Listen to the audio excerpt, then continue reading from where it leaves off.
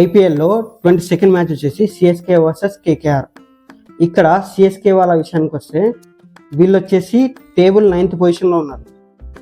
KKR వచ్చే table 10th పొజిషన్లో ఉన్నారు.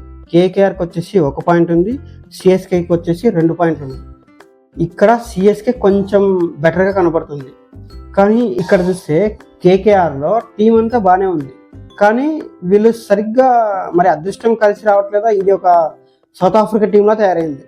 కేకేఆర్ వచ్చేసి అందరూ బాగున్నారు, కానీ మ్యాచ్లు గెలవలేకపోతున్నారు. అదేందో అర్థం కావట్లేదు.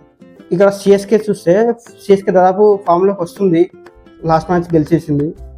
ఓకే, సంజు శాంసన్ కూడా ఫామ్లో ఉన్నాడు. ఇంకా మిగతా కూడా ఫామ్లోకి వస్తే సిఎస్కే బెటర్గా పర్ఫామ్ చేసేందుకు ఛాన్స్ ఉంది.